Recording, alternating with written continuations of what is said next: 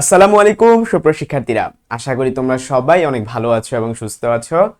তোমাদের জন্য নিয়ে এসেছি নতুন একটি প্লেলিস্ট। তপন স্যারের চ্যাপ্টার শেষে যে এমসিকিউগুলো আছে সেগুলো কিন্তু আসলে তুমি বোর্ডের কথা বলো, অ্যাডমিশনের কথা বলো, সব জায়গার জন্য অনেক বেশি গুরুত্বপূর্ণ। বিশেষ করে এইবারের এডিশনের বইটা আমার কাছে আরও বেশি ভালো লাগছে, অনেক গোছানো। আম, এই বইয়ের একটা বিশেষত্ব হলো যে ক গুচ্ছ, খ গুচ্ছ, গ গুচ্ছ, ঘ গুচ্ছ এভাবে আলাদা গুচ্ছ আকারে দিয়েছে, মানে টপিক ওয়াইজ। হ্যাঁ, যেমন ধরো তোমার স্পেসিফিক কোন একটা টপিকে যত ধরনের বোর্ডের প্রশ্ন এসেছে, তারপরে মেডিকেলের প্রশ্ন এসেছে, ভার্সিটি প্রশ্ন এসেছে, ইঞ্জিনিয়ারিং প্রশ্ন এসেছে, এবং তপন স্যারের বইয়ের বানানো কিছু এমসিকিউ আছে, সেগুলা টপিক ভিত্তিকভাবে দিয়েছে। তো তুমি যদি এগুলো ভালো মতো সলভ করো তাহলে কিন্তু আমার মনে হয় তুমি কোনো জায়গায় আটকাবে না। তো এখন কথা হইলো, শুধুমাত্র বইয়ের এমসিকিউ গুলা ঠোরস্থ মুখস্থ কণ্ঠস্থ করে গেলা বা শুধু ওইগুলোই বুঝাই গেলা তাহলে কিন্তু হবে না। তোমাকে একটা এমসিকিউ যখন পড়বা সেই রিলেটেড কত ধরনের এমসিকিউ আসতে পারে সেগুলোও বুঝতে হবে। তো তার জন্য তোমাদের জন্য নতুন একটা প্লেলিস্ট নিয়ে এসেছি। এই প্লেলিস্টে তপন স্যারের এমসিকিউ গুলা আমরা সলভ করব, এমনভাবে করব যাতে একটা এমসিকিউ শেখা মানে কিন্তু একটা শেখা না, 3 থেকে 4টা শেখা। তো গুচ্ছভাবে আমরা ক্লাসগুলো নিব। তো সর্বপ্রথম শুরু করতে যাচ্ছি গতিবিদ্যা চ্যাপ্টারটা দিয়ে।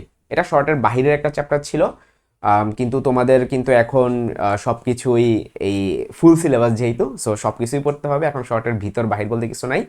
তো গতিবিদ্যা চ্যাপ্টার প্রচুর ম্যাথ, প্রচুর কনসেপ্ট। আমি চেষ্টা করব তোমাদেরকে একবার সুন্দর করে গুছিয়ে এই পুরো চ্যাপ্টারটা একবারে ধরায় দিতে, যাতে তুমি ক্লাসগুলো করার পর তোমার মনে হবে আমি ভাই গতিবিদ্যা জীবনও আটকাবো না, স্যারের তপন স্যার না যে কোনো স্যারের বই থেকে প্রশ্ন করুক আমি পারবো। তো চলো শুরু করা যাক কগুচ্ছ দিয়ে। তো কগুচ্ছের মধ্যে অনেকগুলো আছে থিওরিটিক্যাল কোয়েশ্চেন, বাট আমরা চেষ্টা করব সেগুলোর প্রত্যেকটা সংজ্ঞা প্লাস মানে কনসেপ্ট ধরে ধরে পড়তে। Let's start. প্রথম প্রশ্নটা, সময়ের ব্যবধান শূন্যের কাছাকাছি হলে বস্তুর সরণের হারকে কি বলে? দেখো, টাইমটা শূন্যের কাছাকাছি, এটা অর্থ কি? এটা অর্থটা হচ্ছে খুব অল্প সময়ের জন্য, খুব অল্প।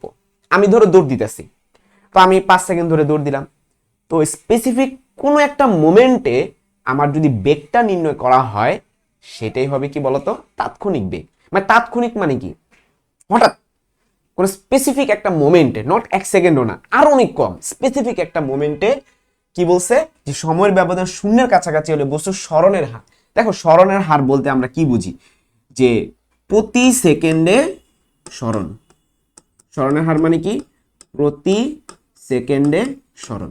তো এটা তো বেগের সংজ্ঞা, প্রতি সেকেন্ডে যতটুকু সরণ হয় সেটাকে তো আমরা বেগ বলবো, তাই না? কিন্তু এখানে কাহিনীটা কি? সময় ব্যবধান শূন্যের কাছাকাছি, এই কথাটার কারণেই সেটা হয়ে যাবে কি? তাৎক্ষণিক। ক্লিয়ার?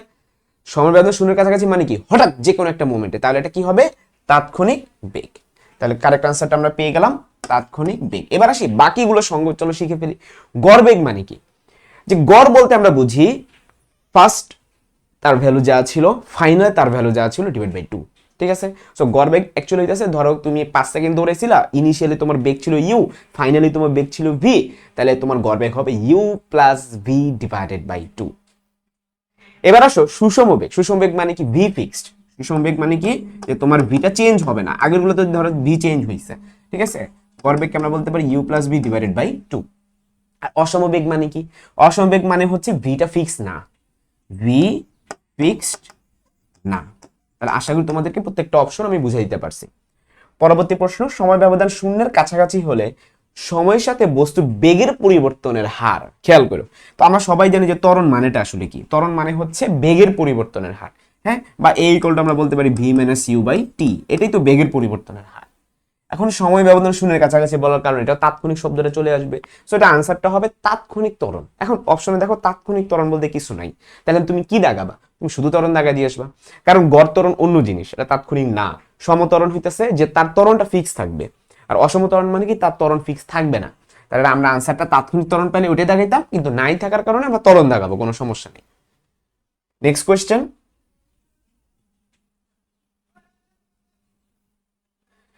দেখো পরবর্তী কোয়েশ্চেনে কি বলা হয়েছে যে বেগের মাত্রা কোনটি?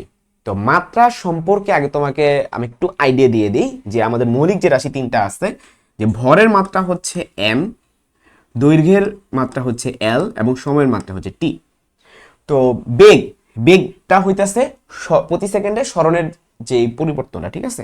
বা আমরা এটাকে বলতে পারি যে সরণ হইতেছে এল এবং প্রতি সেকেন্ডে, তার মানে উত্তর কি হবে এলটি ইনভার্স, এবং মাত্রার ক্ষেত্রে একটা থার্ড ব্রেকেট দিতে হয়, তাহলে আনসার কি হবে এলটি ইনভার্স। এখন এলটি ইনভার্স অপশনে নেই, ভয়বার কিচ্ছু নেই। এম এর উপর পাওয়ার 0 আছে, তো কোনো কিছু উপর পাওয়ার 0 থাকা মানে কি, সেটা হচ্ছে 1 কে ইন্ডিকেট করে, ঠিক আছে, বা মাত্রার ক্ষেত্রে পাওয়ার 0 দেওয়া যে কথা, না দেওয়া কি কথা, ক্লিয়ার। সো এইটা হচ্ছে আমাদের কারেক্ট আনসার। যদি এলটি ইনভার্স থাকতো তাহলে শুধু ওইটাই দেখাইতাম। তারপরে প্রশ্ন, ত্বরণের মাত্রা কি? একই কনসেপ্টে তুমি বের করে ফেলো যে বেগের পরিবর্তনের হার, তো বেগের পরিবর্তন হলো এলটি ইনভার্স, আবার হার বলার কারণে আরেকটা টি ইনভার্স, তাহলে ব্যাপারটা আলটিমেটলি কি দাঁড়ালো এলটি ইনভার্স 2। এখন তুমি দেখবে এম টু দা পাওয়ার 0 আছে কিনা, আছে অপশন সি তে, তাহলে এম টু দা পাওয়ার একটা 0 দিয়ে দিবা এবং একটা থার্ড ব্র্যাকেট দিয়ে দিবা, ঠিক আছে, তাহলে কারেক্ট আনসার হবে অপশন সি। পরবর্তী প্রশ্ন, নিচের কোনটি সুষম বেগের উদাহরণ? সুষম বেগ মানে হচ্ছে তার বেগটা চেঞ্জ হবে না, তার বেগটা ফিক্স থাকবে, ঠিক আছে। আমরা একটা একটা করে পড়বো। প্রথম অপশনটা হলো অভিকর্ষের প্রভাবে মুক্তভাবে পড়ন্ত বস্তুর বেগ। কোন একটা বস্তু যদি অভিকর্ষের প্রভাবে পড়ে তার মানে সে জি ত্বরণে পড়তেছে। একটু আগে আমরা পড়ছি ত্বরণ মানেই হলো বেগের পরিবর্তন, ঠিক আছে। সো এখানে তো বেগের অবশ্যই পরিবর্তন হচ্ছে, তাই না। তুমি একটা বস্তুকে ছেড়ে দিবা, ইনিশিয়ালি তার বেগ যত, ফাইনালি কি তার বেগ তত না, সে যত নিচে নামবে তার বেগটা তত বাড়তে থাকবে। সো এটা সুষম বেগ না। তো তোমার প্রশ্ন, ভাই তাহলে কিসের উদাহরণ? এটা হচ্ছে সুষম ত্বরণের উদাহরণ। তাহলে আমি সাইডে লিখে দিলাম সুষম ত্বরণ। পরের প্রশ্ন, বজ্রপাতের শব্দের বেগ। মনে রাখবা শব্দ কিন্তু সেম ভেলোসিটিতে আগাইতে থাকে, তারপর লাইট বা আলো কিন্তু সেম ভেলোসিটিতে আগাইতে থাকে। সো এটাকে আমরা সুষম বেগ বলতে পারি এবং এটাই আমাদের কারেক্ট আনসার। বাট আমি বলছি যে তোমাদের সবকটা অপশন ধরে ধরে পড়াবো, তো বাকিগুলো চলো পড়ি। ঢাকার রাস্তায় চলন্ত গাড়ির বেগ। দেখো ঢাকার রাস্তা কিন্তু এবড়ো থেবড়ো, প্লাস রাস্তার মধ্যে আরো অনেক গাড়ি টাড়ি থাকে, কখনোই সে সুষম বেগে যেতে পারে না, তাহলে এটাকে আমরা বলবো অসম বেগ। এটাকে আমরা বলবো অসম বেগ। কামানের গোলার বেগ।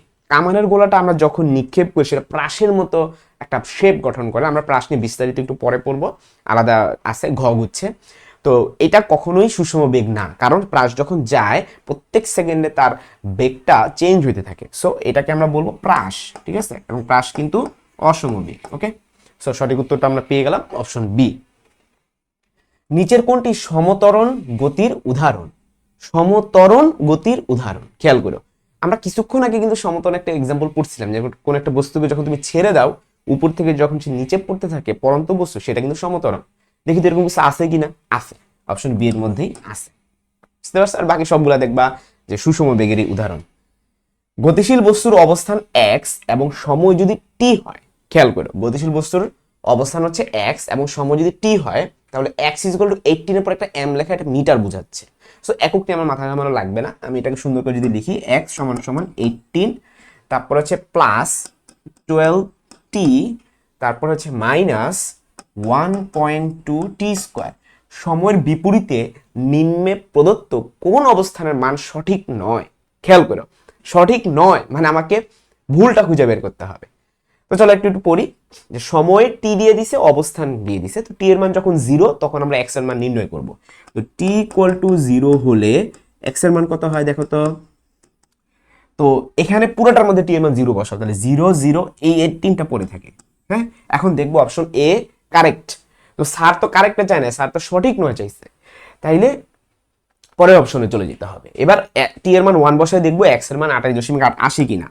টি ইকুয়াল টু 1 হলে এক্স ইজ ইকুয়াল টু, তাহলে 18 যোগ এখানে 1 বসায় দিলে 12 একে 12, এখানে 1 বসায় দিলে 1.2, তাহলে কত 30 মাইনাস 1.2 কে আমরা 28.8 বলতে পারি।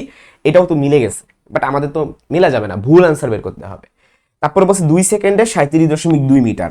টি ইকুয়াল টু 2 হলে এক্স ইজ ইকুয়াল টু 18 যোগ, যেহেতু 2 বসাইতেছি আমরা, 12 দুগুণ 24 মাইনাস 2 বসালে 2 স্কোয়ার মানে হচ্ছে 4, 4 এর সাথে 12, 4 12 48, তো তাহলে 4.8, তাহলে কত আসতেছে দেখো তো, 24 আর 18 যোগ করলে আমরা পাবো হচ্ছে 42। হ্যাঁ, তাহলে আমরা পাচ্ছি হচ্ছে 42 মাইনাস 4.8। এর জন্য ক্যালকুলেটর লাগবে না, তুমি মুখোমুখি করে ফেলতে পারবা, সমস্যা নেই। তো 0 থেকে 8 চলে গেলে 2 থাকবে, হাতে থাকবে 1, 4টা 5 হয়ে যাবে, 42 থেকে 5 চলে গেলে 37। তো এইটাও কিন্তু মিলে গেছে, তার মানে এইটা মেলার কথা না, অপশন ডি মিলবে না আশা করা যায়। তো টি ইকুয়াল টু 3 সেকেন্ড হলে, তাও আমি করে দেখাই, এক্স ইজ ইকুয়াল টু 18 যোগ 3 12 36 মাইনাস 3 স্কোয়ার মানে 9, 9 এর সাথে 1.2 আমরা রাফ করে নিতে পারি। হ্যাঁ, 9 দুগুণ 18, 8 হাতে থেকে 1, 9 এর একে কত 10, তো এটা আসবে 10.8। তাহলে 36 আর 18 হইতেছে গিয়ে 54, তাহলে 54.0 মাইনাস 10.8, এটা কত আসতেছে 0.2, হয় থাকে 1, 11, 54 থেকে 11 চলে গেলে থাকে 43। এখানে এটা হবে 43.2, বাট অপশনে দিছে 45.2, তাহলে আমরা কিন্তু অপশন ডিটা দাগাবো। পরবর্তী প্রশ্ন, পরস্পরের সাপেক্ষে ধ্রুববেগে গতিশীল যে প্রসঙ্গ কাঠামোতে নিউটনের গতিসূত্রগুলো অর্জন করা যায়, খেয়াল করো অর্জন করা যায় বলছে, হ্যাঁ, তাহলে তাকে আমরা কি বলবো? তাহলে সেটাকে আমরা গ্যালিলিও প্রসঙ্গ কাঠামো বলবো, ঠিক আছে। আবার সেটাকে আমরা নিউটনীয় প্রসঙ্গ কাঠামো বলবো, মানে যেখানে দেখে নিউটনের সূত্র মানে সেটাই নিউটনীয় প্রসঙ্গ কাঠামো। অনেকে শুধু নিউটনটা দাগায় দিয়ে আসবে, তোমাকে আগে জানতে হবে গ্যালিলিও প্রসঙ্গ কাঠামো কি। নিউটন যে কথাবার্তাগুলো বলছে এগুলো আগে গ্যালিলিও বলে গেছিলেন, ঠিক আছে। সো এটাও কারেক্ট, এটাও কারেক্ট। আর জড় প্রসঙ্গ কাঠামো, অজড় প্রসঙ্গ কাঠামো, এই টপিকটা এই চ্যাপ্টারেই আছে, আবার অষ্টম চ্যাপ্টারেও আছে, যে জড় প্রসঙ্গ কাঠামো হচ্ছে যেখানে নিউটন সূত্রগুলো মানে সেগুলো জড় প্রসঙ্গ কাঠামো, আর যেগুলো মানে না সেগুলো অজড় প্রসঙ্গ কাঠামো। সো আমরা এইটা বুঝলাম যে গ্যালিলিও কাঠামো যে কথা, নিউটনীয় কাঠামো একই কথা, প্রসঙ্গ কাঠামো একই কথা, জড় প্রসঙ্গ কাঠামো। সো সবগুলোই কিন্তু সঠিক অ্যান্সার। পরবর্তী প্রশ্ন, পরম স্থিতিশীল প্রসঙ্গ বস্তুর সাপেক্ষে কোন বস্তুর গতিকে কি বলে? দেখো সাপেক্ষে শব্দটা থাকলে আপেক্ষিক এসে বলবে, ঠিক আছে। সাপেক্ষে কথাটা যদি থাকে, কি বলছে? পরম স্থিতিশীল প্রসঙ্গ বস্তুর সাপেক্ষে কোন বস্তুর গতিকে কি বলা হয়? খেয়াল করো, আমি একটা বস্তু আছে, আমি সেটার সাপেক্ষে আরেকটা বস্তুর গতি নির্ণয় করব। একটি বস্তুর সাপেক্ষে আরেকটি বস্তুর গতি নির্ণয় করাকে আমরা আপেক্ষিক গতি বলবো, ঠিক আছে। এখন পরম স্থিতিশীল একটা বস্তু আছে, তুমি ওইটার সাপেক্ষে তুমি গতি নির্ণয় করবা, তাহলে ব্যাপারটা আসলে কি দাঁড়াচ্ছে? যদি এরকম হতো একটি বস্তুর সাপেক্ষে আরেকটি বস্তুর গতি, তখন আমরা বলতাম আপেক্ষিক গতি। এন্ড পরম স্থিতিশীল তুমি বস্তুর সাথে কম্পেয়ারটা করতেছো, তাহলে সেটা আমাদের কি হবে? পরম গতি হবে। আশা করি বুঝতে পারছো, পরম শব্দটা থাকার কারণে এখানে পরম আসছে, নয়তো আপেক্ষিকই হইতো। পরের প্রশ্ন, দুটি গতিশীল বস্তুর একটির সাপেক্ষে আরেকটি, খেয়াল করো দুইটা গতিশীল বস্তু, এখানে কিন্তু কোনো পরম শব্দ নাই, হ্যাঁ, একটি সাপেক্ষে আরেকটি, তাহলে কি হবে? আপেক্ষিক, আপেক্ষিক গতি। এ ও বি দুটি গাড়ি যথাক্রমে 10 কিলোমিটার পার আওয়ার এবং 20 কিলোমিটার পার আওয়ার বেগে একই দিকে চলতেছে। তাহলে ধরো এখানে এ গাড়িটা চলতেছে 10 কিলোমিটার পার আওয়ার, আরেকটা গাড়ি বি ও চলতেছে কত? 20 কিলোমিটার পার আওয়ার, ঠিক আছে। তার তার একই দিকে যাচ্ছে।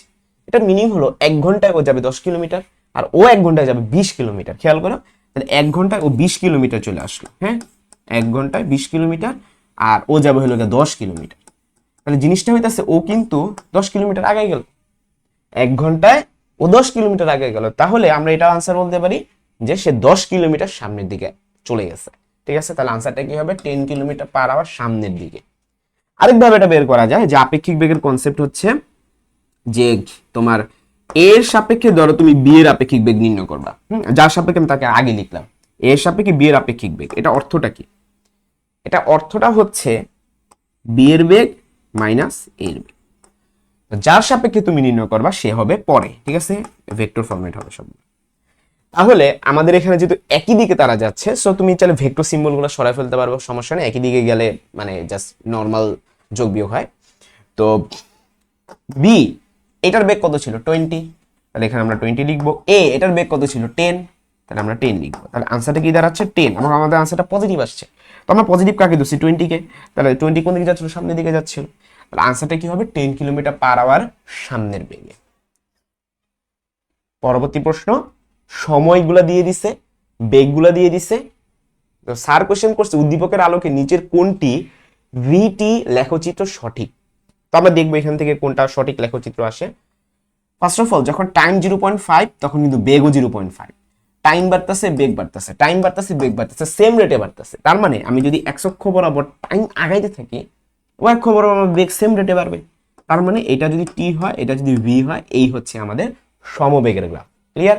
তাহলে এটা কোনটা? অপশন বি এর সাথে পুরোপুরি মিলছে, এটা আমাদের কারেক্ট আনসার হয়ে যাবে। ওকে, আচ্ছা, নেক্সট কোয়েশ্চেন, সমত্বরণে গতিশীল, সমত্বরণে গতিশীল কোনো বস্তুর ক্ষেত্রে একটি লেখচিত্র অঙ্কন করা হলো যেটি V equal to V naught plus alpha T সমীকরণ মেনে চলে। লেখচিত্র অঙ্কনের সময় ওয়াই অক্ষের দিকে কোন রাশিটি স্থাপন করা হয়? খেয়াল করে দেখো, কার কার গ্রাফ বলছে? সমত্বরণ বলছে। সমত্বরণের ক্ষেত্রে আমরা জানি ভেলোসিটি এবং টাইম, এইটা আমাদের গ্রাফগুলো আমরা প্লট করে থাকি এবং সেই ক্ষেত্রে ত্বরণটা স্ট্রেট পাবো আমরা, ঠিক আছে। যেখানে V equal to U plus AT, V equal to U plus AT, একটু ঠান্ডা মাথায় দেখো, সমত্বরণ বলে দিছে, তার মানে এটা ফিক্সড, এটা একটা ফিক্সড ভ্যালু, ওকে। তাহলে এই জিনিসটাকে তুমি যদি y equal to C plus M X এটার সাথে যদি তুলনা করো, তাহলে গ্রাফটা কেমন পাবা? এম হচ্ছে ঢাল, এটা একটা ফিক্সড ভ্যালু একটা নির্দিষ্ট সরলরেখার জন্য। সি হচ্ছে সে ওয়াই অক্ষকে যে বিন্দুতে টাচ করে, এই যে এরকম, এই এতটুকু হচ্ছে কি সি, আর এটা হলো y equal to M X plus C, ঠিক আছে। এই এক্সটা হচ্ছে এক্স অক্ষ বরাবর টাইম এবং ওয়াই অক্ষ বরাবর ভেলোসিটি। এই যে দেখো আমি ওয়াই অক্ষ বরাবর ভেলোসিটিকে প্লট করছি এবং এক্স অক্ষ বরাবর টাইমকে প্লট করছি, তাহলে সঠিক উত্তরটা আমরা পেয়ে গেলাম ভেলোসিটি। সো আনসারটা হবে অপশন এ। নেক্সট কোয়েশ্চেন, সমত্বরণে গতিশীল কোনো বস্তুর ক্ষেত্রে, খেয়াল করো সমত্বরণে গতিশীল, কিন্তু সমত্বরণে গতিশীল কোনো বস্তুর ক্ষেত্রে একটি লেখচিত্র অঙ্কন করা হলো যেটি V equal to U plus A T সমীকরণ মেনে চলে। এই গ্রাফটা কেমন হবে? আগের প্রশ্নটাই জাস্ট গ্রাফটা কেমন হবে। এই গ্রাফটা কিন্তু ওয়াই অক্ষকে ছেদ করে চলে গেছে, একটু আগে আমি তোমাদেরকে দেখাইছি গ্রাফটা হচ্ছে এরকম। তাহলে এই গ্রাফটাকে কি বলবো? ওয়াই অক্ষ ছেদকারী সরলরেখা। কিরকম গ্রাফ? ওয়াই অক্ষকে ছেদকারী সরলরেখা গ্রাফ। সরল পথে বিনা বাধায় চলমান একটি বস্তুর সময় এবং বেগের সারণী নিম্নরূপ। ত্বরণ সময় গ্রাফটা কেমন হবে? ঠান্ডা মাথায় দেখো আমাদের এখানে ত্বরণটা কিভাবে চেঞ্জ হচ্ছে। এখানে সময়টা হলো 2 সেকেন্ড, তার মানে টি এর মান যখন 2 তখন ভি এর মান কিন্তু 12, খেয়াল করো। আবার টি এর মান যখন 4 তখন ভি এর মান কিন্তু কমে গেল। কতটুকু কমছে দেখো ভাইয়া, 2 কমছে, ঠিক আছে, -2 হয়ে গেছে। আবার টি এর মান যখন 6 তখন ভি এর মান কিন্তু 8, আবার -2 হয়ে যাচ্ছে। তার মানে বেগ -2 রেটে কমতেছে। তো কোন একটা বেগ যত রেটে কমে সেটাই তার মন্দন। তাহলে এখানে এটা বলতে পারবো যে এ সমান সমান হবে -2। ক্লিয়ার? এখন গ্রাফ যদি প্লট করি আগে দেখতে হবে এক্স অক্ষে কে আছে, ওয়াই অক্ষে কে আছে। এখানে আমাদের প্রত্যেকটাতে এক্স অক্ষে টি আছে, ওয়াই অক্ষে এ আছে। তাহলে যে কাজটা করব আমরা এইটার দিকে তাকাবো, এই ভ্যালুটা কি পরিবর্তন হচ্ছে টাইমের সাথে সাথে? না। দেখো এটাও -2, এটাও -2, তুমি যতই আগাও না কেন এর মান তো চেঞ্জ হচ্ছে না, এর মান ফিক্সড একটা ভ্যালু। যতই টাইম যাক না কেন এর মান -2। এখন -2 আমরা তো একে তো ওয়াই অক্ষে প্লট করতেছি, তাই না? তাহলে এ -2 কোন জায়গায়? ঠান্ডা মাথায় দেখো তো, এটা তো আমরা জানি 0, উপরের দিকে হইতেছে পজিটিভ, আমাদের তো পজিটিভ লাগবে না, নেগেটিভ লাগবে। তাহলে -1 -2 এই জায়গায়। তাহলে a ইকুয়াল টু -2, টাইম যতই যাক না কেন a ইকুয়াল টু -2, মানে টাইম যতই যাক না কেন, খেয়াল করে দেখো এই যে আমি গ্রাফটা অঙ্কন করে ফেলছি, টাইম যতই যাক না কেন এর মান -2 তেই রয়ে গেছে। ক্লিয়ার? তাহলে আমাদের গ্রাফটা হবে নিচের দিকে, ওকে। তাহলে এটা কোনটার সাথে মিলতেছে বলো দেখি? টাইম যত, এই যে অপশন ডি এর সাথে, এই যে এটা হচ্ছে আমাদের এক্স অক্ষ আর এটা হচ্ছে আমাদের গ্রাফটা। ক্লিয়ার? সো টাইম যতই যাক না কেন আমাদের ত্বরণটা নিচের দিকে হবে। আচ্ছা, পরের প্রশ্ন এখানে বলছে 10 সেকেন্ডে বস্তুটির অতিক্রান্ত দূরত্ব কত? তো ঠান্ডা মাথায় যদি আমরা দেখি 10 সেকেন্ড অতিক্রান্ত দূরত্ব, এখানে যে গ্রাফটা দিছে সেই গ্রাফটা এইরকম ভাবে দিছে যে এটা হচ্ছে ও বিন্দু, এটা হচ্ছে এ বিন্দু, এইটা বি বিন্দু, তারপর এখানে এটা হচ্ছে ডি বিন্দু, এটা ই বিন্দু, ঠিক আছে। এই হচ্ছে আমাদের গ্রাফটা দিয়ে দিছে আর এখানে এইভাবে এইভাবে দিয়ে দিছে। তো প্রশ্ন হচ্ছে যদি এই বরাবর ভেলোসিটি থাকে, এই বরাবর টাইম থাকে, তাহলে এস কিভাবে বের করবো? তো আমরা জানি এস ইকুয়াল টু ভিটি, ঠিক আছে। সো এখানে ভি আছে ওয়াই অক্ষ বরাবর, টি আছে এক্স অক্ষ বরাবর। যদি দুইটাকে আমরা ইন্টিগ্রেট করি, ভি এবং টি কে যদি আমরা ইন্টিগ্রেট করি তাহলে তো এস পাবো, কারণ এখানে ক্ষুদ্রাতি ক্ষুদ্র অনেকগুলো ভাগ করা যায়, প্রত্যেকটা ভাগকে ইন্টিগ্রেট করলেই তো এস পাওয়া যাবে। কারণ আমার কোয়েশ্চেন হলো ইন্টিগ্রেশন মানে কি? ইন্টিগ্রেশন মানেই হলো এরিয়া আন্ডার দ্য গ্রাফ। এই জিনিসটা মাথায় রাখবা,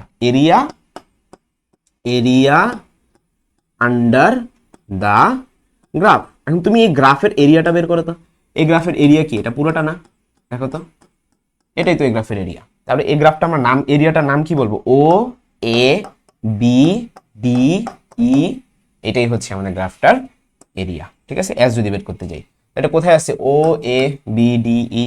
so option A is the correct answer. পরের প্রশ্ন, একটি গাড়ি সমবেগে চলছে, ভি এবং টি এর গ্রাফটা কেমন হবে? দেখো সমবেগে, তো যেহেতু উপরে আমাদের ভি বলেই দিচ্ছে তাহলে তো ভি ফিক্সড, সমবেগ বলছে না, সমবেগ মানে কি? V fixed.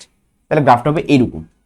যদি এমন হইতো সরণের সাথে চাইতো তাইলে কি হইতো? তাহলে প্রত্যেক সেকেন্ডে সরণটা ফিক্সড রেটে বাড়বে, ঠিক আছে। সরণটা বাড়বে, খেয়াল করে আমি বলছি ফিক্সড রেটে বাড়বে, ফিক্সড রেটে বাড়া মানে এরকম, আর ফিক্স থাকা মানে কিন্তু এরকম। সো বেগ বনাম সময় যদি বলে তখন গ্রাফটা হবে এরকম, আর সরণ বনাম সময় যদি বলে তখন গ্রাফটা হবে এরকম। তাহলে আমাদের যেহেতু বেগ বনাম সময় বলছে, তাহলে আনসার অপশন বিটা আমরা দাগা দিব। ঠিক আছে, পরের প্রশ্ন, পরবর্তীতে যান্ত্রিক ত্রুটির কারণে বাকি পথ অসম বেগে, পাশে আবার লেখা দিচ্ছে হ্রাস পেয়ে অতিক্রম করে, এই ক্ষেত্রে বেগ বনাম সময়ের গ্রাফটা কেমন হবে? দেখো হ্রাস পেয়ে যেহেতু বলছে নিচের দিকে অবশ্যই গ্রাফটা নামবে। এই গ্রাফ নিচে নেমে আবার উপরে উঠতেছে, সেটা বাদ। এই গ্রাফ উপরে উঠতেছে বাদ, এই গ্রাফ উপরে উঠতেছে বাদ, তাহলে নিচে নামতেছে এই গ্রাফটাই। সো আনসার হবে অপশন ডি। তারপর এক ব্যক্তি 5 কিলোমিটার পার আওয়ার বেগে তার গন্তব্যে পৌঁছায় এবং 4 কিলোমিটার পার আওয়ার বেগে পূর্বের অবস্থানে ফিরে আসে। খেয়াল করো, ও যাইতাছে 5 কিলোমিটার পার আওয়ার বেগে এবং ব্যাক করছে 4 কিলোমিটার পার আওয়ার। তো প্রশ্নটা কি বলছে যে তার আপেক্ষিক বেগ কত? এখানে অ্যাকচুয়ালি আপেক্ষিক বেগ আসলে কি বুঝাইতেছে? আমরা আগেই পড়ছিলাম যে একটার সাপেক্ষে আরেকটার বেগটাই হচ্ছে আপেক্ষিক বেগ। তাহলে আমি যদি কোশ্চেন করি, বলো তো 4-এর সাপেক্ষে 5-এর আপেক্ষিক বেগ কত? তো আমি আগেই বলছিলাম যার সাপেক্ষে বলবে সে হবে নেগেটিভ। তো 4-এর সাপেক্ষে বললে 4 হবে নেগেটিভ, বুঝতে পারছো? যার সাপেক্ষে বলবে তাকে তুমি করে দিবে নেগেটিভ। এখন ও তো আগের থেকে উল্টা দিকে আছে, তাহলে আরেকটা নেগেটিভ, বুঝতে পারছি? তারপরে এই 5-এর সাথে আমরা কি করব? জাস্ট অ্যাড করে দিব। সো এটা আনসারটা হবে 9। জিনিসটাকে আমি এভাবে সহজে ব্যাখ্যা করে দিচ্ছি। আরেকভাবে ব্যাখ্যা করা যায় যে ভেক্টর দিয়ে যদি ব্যাখ্যা করি, এইদিকে তো 5 যাচ্ছেই, 4 এইদিকে, তো স্যার এখানে কোশ্চেন করছে যে এই 4-এর সাপেক্ষে 5-এরটা কত। ঠিক আছে, তো 4-এর সাপেক্ষে 5 যার সাপেক্ষে করব তাকে উল্টাই দিব। তাহলে 4 কে যদি উল্টাই দিই তাহলে এদিকে চলে যায়, এদিকে 5 এদিকে 4, আমরা জানি একই দিকে দুটো ভেক্টর কাজ করলে তারা যোগ হয়। তাহলে সেই ক্ষেত্রে বলতে পারি 5 যোগ 4, তাহলে উত্তর কত হবে? 9। তো এইভাবে ব্যাখ্যাটা করা যায়, এইভাবে ব্যাখ্যাটা করা যায়। তো উত্তরটা হবে 9 কিলোমিটার পার আওয়ার। সরণ পাওয়া যায় কিভাবে? তুমি যদি এস বের করতে যাও, তোমার যদি ভেলোসিটি এবং টাইম দেওয়া থাকে, একটু আগে আমরা এরকম একটা সলভ করছিলাম যে ধরো এই যে এরকম একটা গ্রাফ ছিল, তোমাকে এস বের করতে বলবো, তখন তুমি কি করবা? তখন তুমি জাস্ট এটা এরিয়াটা নির্ণয় করবা। ঠিক আছে, এরিয়া আন্ডার দা গ্রাফ, এরিয়াটা নির্ণয় করবা, তাইলেই হয়ে যাবে। এখন কার এরিয়া? ভেলোসিটি এবং টাইমের যে গ্রাফটা থাকবে সেই এরিয়া। তো সেই এরিয়া থেকে যদি আমরা বের করি তাহলে পেয়ে যাব বেগ সময় লেখচিত্রের ঢাল থেকে পেয়ে যাব। ওকে, আচ্ছা, আশা করি তোমরা খুব সুন্দর মতো বুঝতে পারতেছো। আমরা এখন চলে যাচ্ছি পরবর্তী এমসিকিউতে। কি বলা হয়েছে? একটি গাড়ি একটি সোজা রাস্তায় স্থির অবস্থা থেকে, খেয়াল করে স্থির অবস্থা বলছে, তার মানে ইউর মান 0, স্থির অবস্থা থেকে ত্বরণের মাধ্যমে যাত্রা শুরু করলো। ওকে, কিছু সময় পরে গাড়িটি মন্দনের মাধ্যমে থেমে গেল। তার মানে ফার্স্টে সে ধরো এ থেকে বি থেকে গেল, ধরো একটা ত্বরণে গেল, তারপরে বি থেকে সি একটা মন্দনে গেল। ঠিক আছে, গাড়িটি একই পথে একইভাবে যাত্রা করে পূর্ববর্তী স্থানে ফিরে আসলো। তার মানে সে ফার্স্টে গেছিল এইভাবে, পরবর্তীতে সে আবার ব্যাক করছে। তার মানে গ্রাফটা উল্টা দিকে যাবে, একবার সোজা যাবে, মানে একবার যাবে একটা শেপে সে যাবে সোজা, আবার বিপরীতে ভাবে সে ফিরে আসবে। নিম্নলিখিত কোন লেখচিত্রটি গাড়িটির গতিকে প্রকাশ করে? তো এখানে তুমি 4টা গ্রাফ দেখবা। আগে দেখবা গ্রাফে এক্স অক্ষে কি আছে, ওয়াই অক্ষে কি আছে। এখানে এক্স অক্ষে আছে টাইম, এই বরাবর এগুলো হলো টাইম, ওয়াই অক্ষ বরাবর আছে সরণ, প্রত্যেকটাতে সরণ আছে। হ্যাঁ, তার মানে সরণের সাথে আমাদের টাইমের গ্রাফটা বের করতে হবে। তো আগে চলো সমতরণের যত গ্রাফ আছে সব শিখে ফেলি। সমতরণের ক্ষেত্রে যদি ত্বরণ এবং টাইম এটা যদি প্লট করো তাহলে এ হবে ফিক্সড, কারণ সমতরণ তো এ ফিক্সড। যদি ভেলোসিটি এবং টাইম প্লট করো তখন তো ভি তো ফিক্স না, ভি তো সেম রেটে বাড়তে থাকবে। ঠিক আছে, কিন্তু সরণের সাথে যদি তুমি প্লট করো, এখন কি একটু ভেজালে পড়ে যাবা। ভেজাল পরে কিচ্ছু নেই, আমরা একটা ফর্মুলা পারি, S equal to U T plus half A T square. তো যেহেতু আদিবেগ শূন্য বলে দিছে, তো এই পার্টটুকু বাদ, তার মানে S is equal to half A T square, বা এস এর সাথে টি এর সম্পর্কটা হবে বর্গের সমানুপাতিক। ঠিক আছে, এবং বর্গের সমানুপাতিক গ্রাফগুলো উপরের দিকে উঠে। হ্যাঁ, এই যে এই গ্রাফগুলো হচ্ছে এই যে বর্গের সমানুপাতিক গ্রাফগুলো এরকম ভাবে উপরে উঠে। এখন এই প্রশ্নে শুধু উপরে উঠবে না, এটা আবার নিচের দিকেও নামবে। কারণ কি? কারণ হচ্ছে এখান থেকে এতটুকু খেয়াল করো, সে সমতরণে যাচ্ছিল, এখান থেকে এতটুকু সে কি করতেছিল? সমতরণে যাচ্ছিল, আবার কিন্তু তার মন্দন হইতেছে। ঠিক আছে, তো সে কিন্তু আবার ব্যাকও করছে। তাহলে ব্যাপারটা হচ্ছে সে কিন্তু উপরে উঠে আবার কিন্তু সে নিচেও নামবে। ওকে, এইভাবে সে নিচেও নেমে যাবে। আশা করি তোমরা বুঝতে পারছো যে আমাদের এরকম টাইপের গ্রাফ কিন্তু একটাই আছে, অপশন সি এর মধ্যেই আছে। ঠিক আছে, আচ্ছা। তো এখন চলে যাব হচ্ছে আমরা পরবর্তীটায়।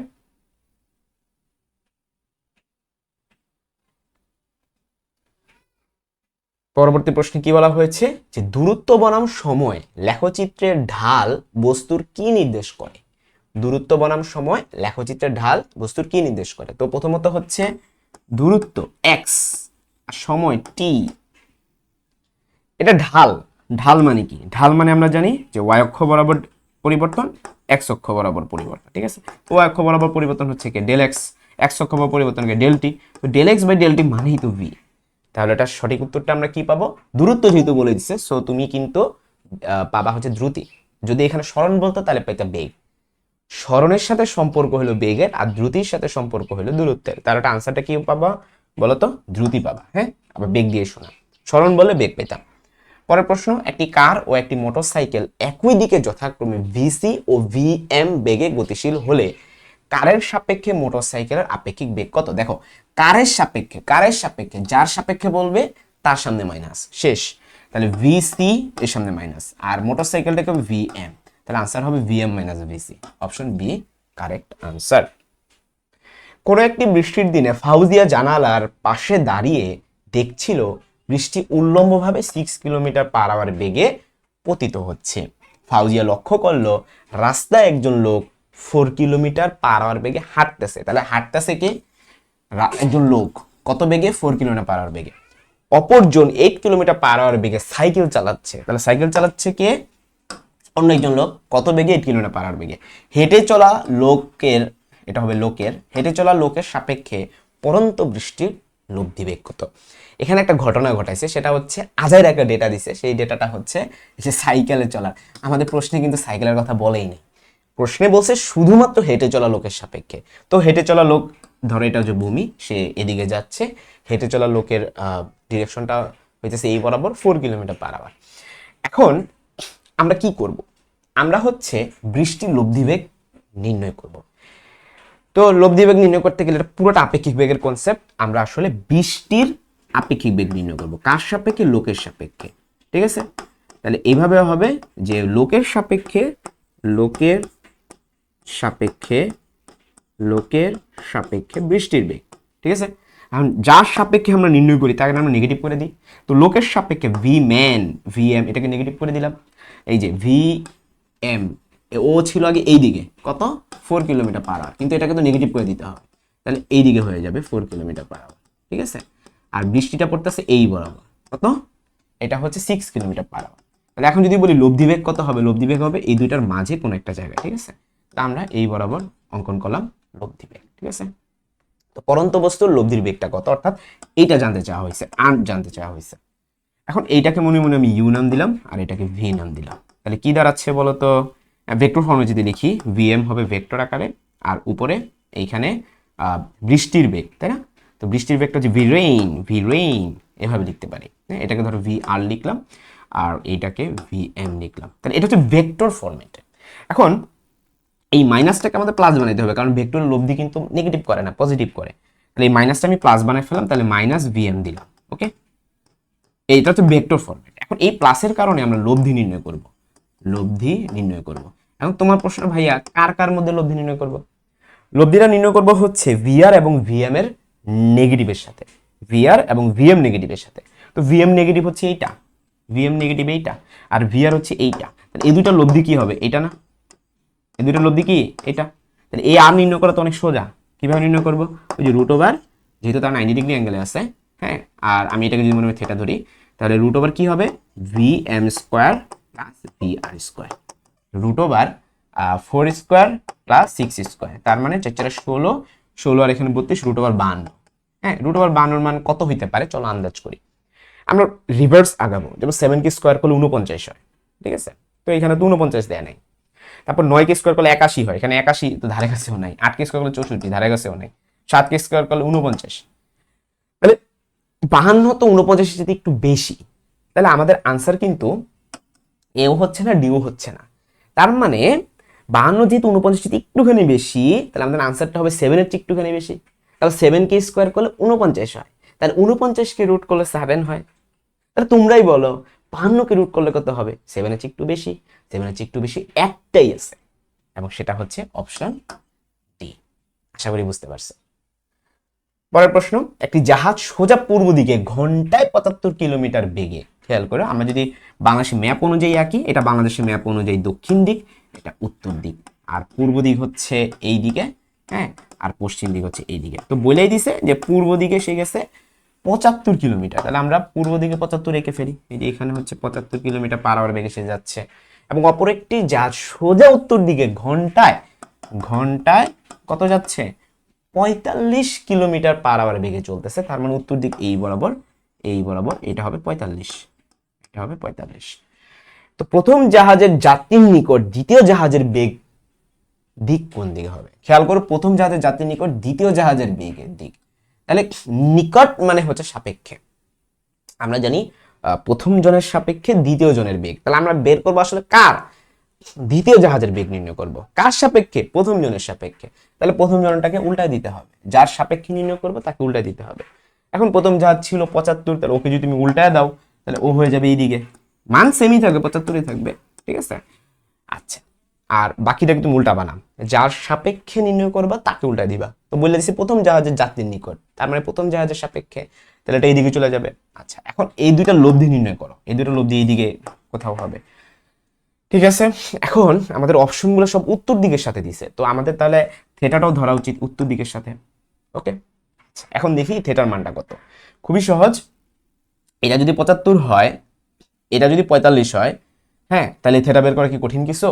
ঠান্ডা মাথায় দেখো, এটা যদি 75 হয়, আমি যদি একটা ত্রিভুজ অঙ্কন করি, এই মানে এটাকে এখানে যদি লিখি, তাহলে এটাও কত? 75 হবে, তাই না? তাহলে এই ত্রিভুজটাকে যদি আলাদা একটা অঙ্কন করি, আলাদাভাবে যদি অঙ্কন করি, দেখো এটা হচ্ছে থিটা, এটা হচ্ছে 75, আর এটা হচ্ছে আমাদের 45। এটা বের করতে পারবা না থেটাটা? অবশ্যই পারবা, তেরা লম্বা ভূত। টেন থিটা সমান সমান লম্বা, লম্ব কোনটা মনে রাখবা, থেটা যার সাথে সে হলো ভূমি, এটা হইতেছে ভূমি, এটা হইতেছে লম্ব, তাহলে উপরে হবে 75 আর নিচে হবে 45, ঠিক আছে। এখান থেকে থেটাটা চলো বের করে ফেলি, তেরা লম্বা ভূত দিয়ে ক্যালকুলেটর নিতে হবে, এটা এটা ক্যালকুলেটর ছাড়া পারবা না। তো আমি এখন ক্যালকুলেটর হাতে নিচ্ছি, তোমরাও এটা ক্যালকুলেশনটা করে ফেলতে পারো। তাহলে তোমরা ক্যালকুলেটর লিখবা হচ্ছে শিফট 10, আগে শিফট চাপ দাও, তারপর 10 চাপ দাও, উপরে হচ্ছে 75 আর নিচে হচ্ছে 45। আমার এটা উত্তর আসতেছে 59.036, তার মানে 59.04 বলতে পারি। হ্যাঁ, এটা কার সাথে? উত্তর দিকের সাথে। তাহলে আমাদের যে আনসারটা বের হয়েছে, এই যে আমি যদি অঙ্কন করি, এই যে 59 ডিগ্রি, এটা হচ্ছে গিয়ে 59, 0.04 বাদ দিয়ে দিলাম, হ্যাঁ, এটা 59 ডিগ্রি। তাহলে আনসারটা হবে উত্তর দিকের সাথে 59 ডিগ্রি। এখন অপশন পড়ি, কি বলছে? পূর্ব দিকের সাথে, পূর্ব দিকের সাথে, পূর্ব দিকের সাথে, পূর্ব দিকের সাথে। আমরা বের করছি উত্তর দিকের সাথে, ঠিক আছে। তাহলে এখন যদি পূর্ব দিকের সাথে বের করতে বলে, তাহলে তুমি যে কাজটা করবা, পূর্ব দিকটাই ডান, তাই না? তাহলে তোমার তো পুরোটা দরকার, ঠিক কিনা? মানে তোমার এই পুরোটা দরকার। এখন তুমি তো বের করছো এতটুকু, তাহলে এতটুকু কি খালি যোগ করে দিলেই তো হয়? 90 যোগ করে দিলেই তো হয়। তাহলে আনসারটা কি দাঁড়াচ্ছে? এটা আমরা আগে লিখে 59 ডিগ্রি। তাহলে আমাদের আনসারটা দাঁড়াচ্ছে যে 90 প্লাস 59। 90 প্লাস 59 করলে কত হয়? 90 আর 60 হলে 150, তাহলে 149 ডিগ্রি আসবে। এখন এটা কোথায় আছে? এই যে পূর্ব দিকের সাথে, তাহলে 149 ডিগ্রি কোণে উত্তর দিকে। এইটা আমাদের পুরোপুরি মিলে গেছে, অপশন ডিটা পুরোপুরি মিলে গেছে। তো এইটা ছিল আমাদের ক গুচ্ছের একবারে সর্বশেষ ম্যাথ। আশা করি তোমরা ক গুচ্ছ পুরাটা বুঝে ফেলছো। যদি কোনো ধরনের কনফিউশন থেকে থাকে অবশ্যই কমেন্ট সেকশনে জানাবা। পরবর্তী ভিডিওটা হবে খ গুচ্ছের উপর, সেই ক্লাস দেখার আমন্ত্রণ রইল। আসসালামু আলাইকুম।